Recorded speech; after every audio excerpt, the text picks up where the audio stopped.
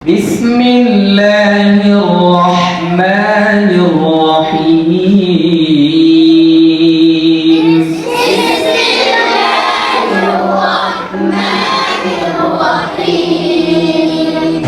بسم الله الرحمن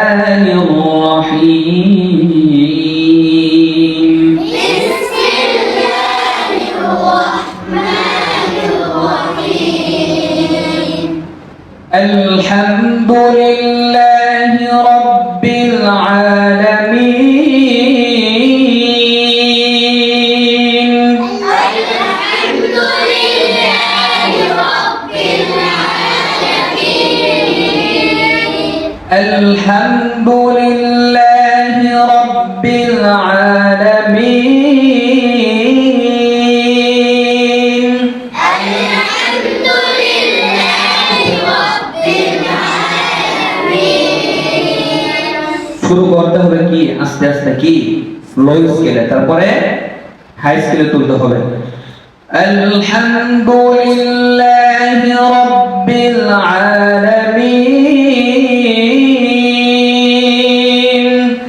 الحمد لله رب العالمين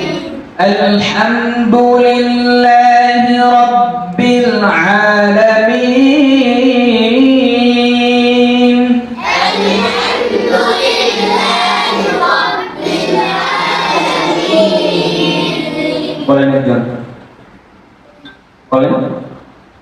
الحمد لله رب العالمين আনটাকে আরো চিপে দিতে হবে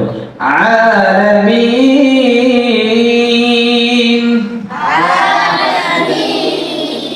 আইনের মাদ্রাস কোথায়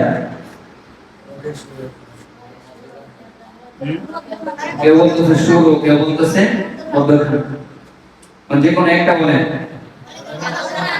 হলকের মধ্যখান হইতে কয় হরফ উচ্চারণ হয়